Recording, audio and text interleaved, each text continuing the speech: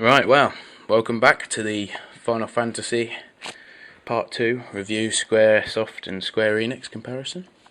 We'll be looking at Final Fantasy VIII to kick off with. So here we go. This is after the opening movie from Final Fantasy VIII. Released on the PlayStation 1. Obviously, you've seen the case earlier. Released in 2000. The main character is called Squall. I can't say his name very well. Squall Leonhardt. He is a seed, which is a mercenary developed by an academy to train people, sort of like soldiers, mercenaries, to kill a sorceress. Sorceress from the future, actually. I don't want to give away too much though, because of course that's not the point of this. Once again, the graphics a lot more updated since Final Fantasy VII. As you can tell quite clearly. Yeah, the problem, or my biggest flaw with this, is it's what's called the junction system. It varies from the system put in place in Final Fantasy VII, which was using materia. I found that a lot easier to use. You found fire magic, equipped it to your weapon or armour, and then you could use it. In this, you have to find draw points to be able to draw the magic.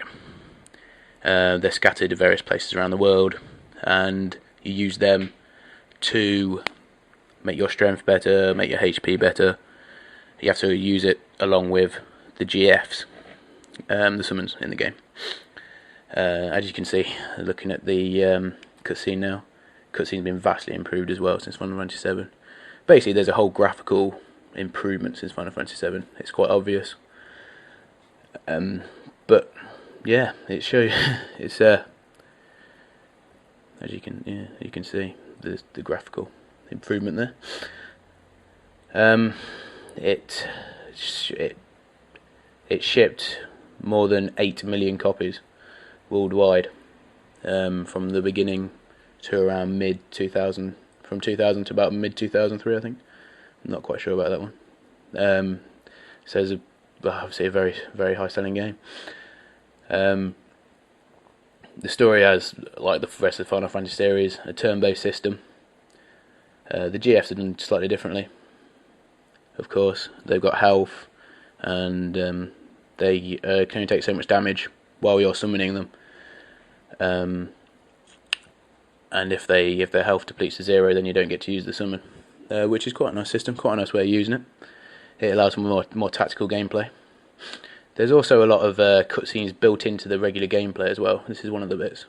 As you can see, there's like animated music, animated stuff, cutscene, sorry, while you're actually walking around. So I suppose we're going to have a look at some of the summons now. We'll start off with Odin. Technically not a proper summon, but you have to complete a side mission to unlock him. So here we go.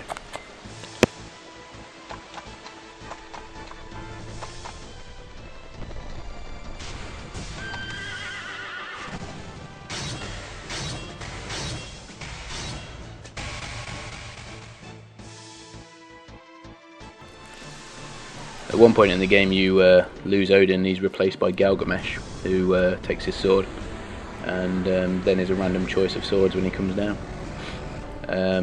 He's not a proper summon by trade. He appears in random battles, same time as Odin.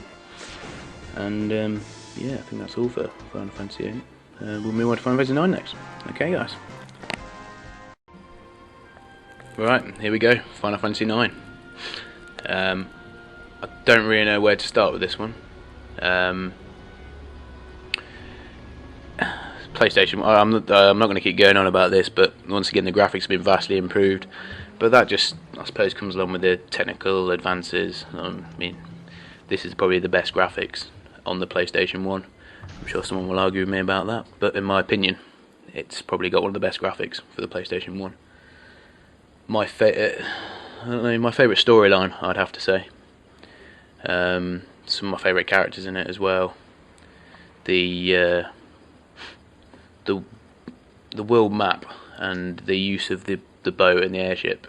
I know you could do that in Final Fantasy VIII and Final Fantasy VII, but I think it was done really well in this game. And all the little sort of like side missions and stuff as well. Like there was a hunt, and that's in the main story though. I really enjoyed that. That was quite good, and the customization of the weapons, and yeah, I mean, I thought it's definitely a huge step forward, this game for Final Fantasy. Once again, uses a turn-based system. Once again, summons, which is a trademark of the series. Big thumbs up to Squaresoft on this one. I keep saying like, this is my favourite game, but for the PS1, this is probably my favourite one. I know Final Fantasy VII had such a big impact on the Final Fantasy series, but Final Fantasy IX would definitely be my favourite for the PlayStation 1. It was most graphical, advanced, probably the best system as well. The active battle system, that was quite. It made it slightly more fast-paced. I mean, Final Fantasy turn-based system is slow by nature because you take turns in having attacks, of course. As you can see it at the minute, this is the opening battle. It's quite an hilarious battle actually when you get further through it. But the main character is called Zidane, and he's a thief. Sort of like character, sort of job role in the old Final Fantasy series. You know, he's got flee and steal and things like that, which is his main techniques. He sort of gets all wrapped up in the acting guy's elaborate plot to steal the princess. It's quite comical at times as well, really. But they definitely have some of my favourite characters in it.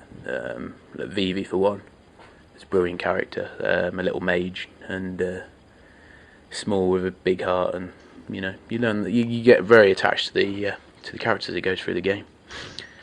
But yeah, as I said, it's probably my favourite one on PlayStation 1, my favourite Final Fantasy. But you know, Square Enix once again, Squaresoft, not Square Enix. Squaresoft once again, you know, 7, 8, 9, all brilliant games. Storylines, incredible.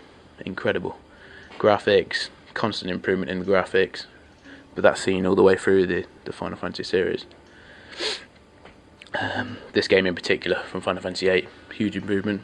As I say, I won't try not to keep harping on about it, but one of the main things about the Final Fantasy series is it's always been the benchmark for graphics. And when that's a big part of the Final Fantasy franchise, you have to mention it, unfortunately. There's summons in this game as well. I'll show you them in just a second. I'll explain which ones we're going to see first. We're going to see Odin, of course, because he's my favourite, so I have to have him in somewhere. And we'll see Bahamut as well. And there will be a bit more cutscene just after this. Okay, here we go. So, yep, this is Odin now, showing his being summoned by Dagger or Garnet, or whatever you decide to call it. That's totally your choice what you call all the characters in this game as well, as it is with 7, 8 and 9, as there's no voice acting in these games. And once again, Odin can be a one-hit kill, although I have read things on the internet that it depends on how much ore you have in your inventory, apparently. Bit of a strange way to decide whether he instantly kills or not, but there you go. Also, we've got Bahamut as well. He's equally one of the main figurehead summons in the Final Fantasy series, along with Ifrit and Shiva. They're probably the two most, I suppose, famous summons in the Final Fantasy series. They appear in, I think it's from 2 onwards or 3 onwards. I don't know, I've not really played the first ones, unfortunately, and not had much chance. I got them on PSP, but not really got through them yet, as it goes. So, yeah, and there's just a little bit of a cutscene now, and yeah, we'll go to part 3 now. We'll look at Final Fantasy X on the PlayStation 2, and yeah, I mean, you'll hear me raving about that a lot. It's one of my favourite games of all time. Okay, join us for part 3. Bye bye.